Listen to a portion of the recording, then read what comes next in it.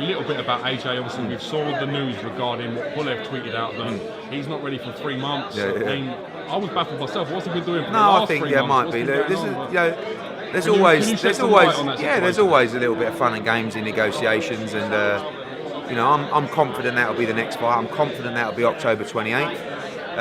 But of course, Pulev's got to be happy with the situation. It's 8 weeks on Saturday, which gives both guys more than enough time.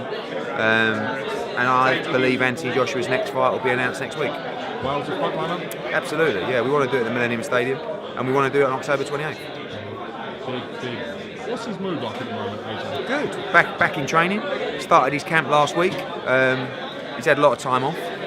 Obviously we were waiting on Klitschko as well. So we were only ever going to have 2 fights this year anyway. Next year we want to have 3 fights. We want to go in March, April, the summer, and then the end of the year as well. So he's in a good place. Do you see unification fights for Joshua starting next season? We want the Wilder fight, and I think our plan is Pulev, Ortiz, Wilder. That's our plan. Ortiz's guys are up to all kinds of games at the moment and trying to get AJ stripped and so forth, and they want to fight Wilder, and we'll have the winner of that fight, or we'll have Ortiz. AJ will fight everybody. He don't want to give up the belt. He wants to collect the belts. But sometimes you lose belts, and sometimes you can't keep the belts. Legally and in terms of rules, we should be able to keep every belt right now if we follow the chronological path that are in the rules of the governing bodies. Pulev is our first mandatory. Ortiz is our next mandatory. No problem, we'll fight both. No problem. So that's all the governing bodies need to know. If they want the biggest star in world boxing, sit tight and follow your rules, and everyone will be happy. What's good, YouTube? All my unboxing dons out there, yeah? Make sure you push the like button now, comment and subscribe. Big man things. So, those you man who've been watching me these last few days, yeah? You know I've been on a bit of a mad one, yeah? I've been putting all these Ortiz bum boys, all these Deontay Wilder fangirls on notice. I've been letting everyone know what time it is. Because, listen, like I said, I had a quick break for a minute. And whilst I've been having a break, I've heard all this rubbish about, oh, AJ's scared to fight Ortiz, AJ's ducking Ortiz, oh, AJ wants to fight Takam just to duck Ortiz. Ortiz is a bum. He had a war with Dave Allen, couldn't get him out, got no punch power. Listen, in this game, you need attributes. Ortiz has no attributes. He hasn't got sublime boxing skill, he isn't sublimely quick, he isn't sublimely powerful. He ain't nothing. He's an all average fighter. And you may say, oh, he's not, he's the most ducked fighter. Just because he ain't fought no one, don't mean he's the most ducked fighter. It means he's never deserved it. He's never got himself into a position of deserving a proper fight. That's what it comes down to. You can sit here and we can call it whatever you want. The bottom line is, you can fight particular people in divisions, go up the list and become mandatory. Ortiz at 40, 50, 60 years old has only just done that. And the bottom line is, he's old now, so the fact it's taken him this long to get here, and he wants to rush, other people are young and need to do other things in their career. So AJ now is 20, 29 or whatever it is, he's got a set thing he needs to do. The fact that Ortiz is old and he needs to rush is his business. If you want to rush, that's your business, no one else's. AJ needs to handle his legal obligations. Pulev's first. Well, no, this isn't even about Pulev or Takam or AJ, to be fair. This is actually about belts. This is about AJ wanting to keep his belts, his WBA Super and his IBF belt.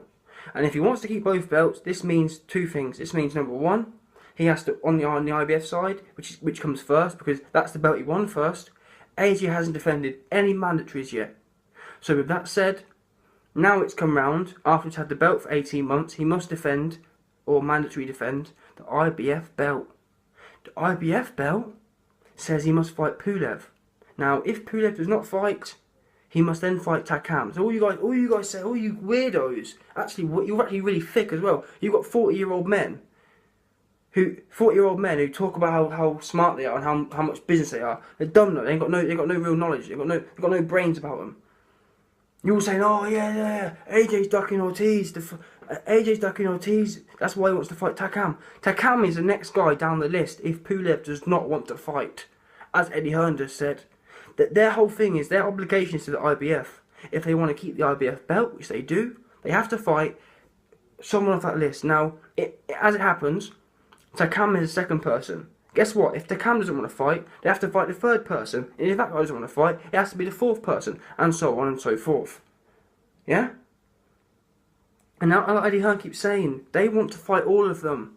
But there's something called due course, or not due course, there's something called obligations. You can't fight.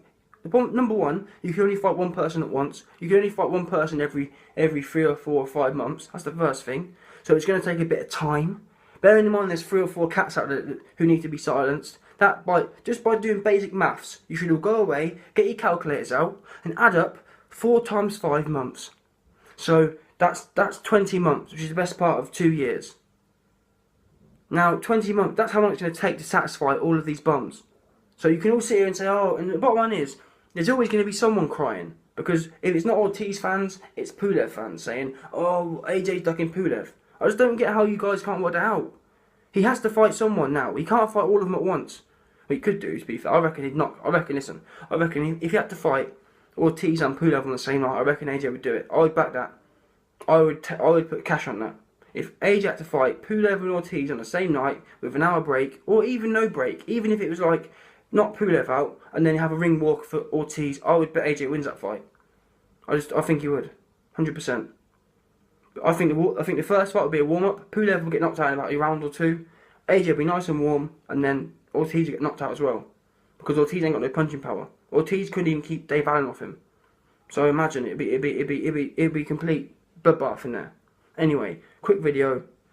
All you Wilder fangirls, get it in your heads. Do some knowledge. You man are like 40 or 50 years old out here. You know what I mean? It's embarrassing out here, man.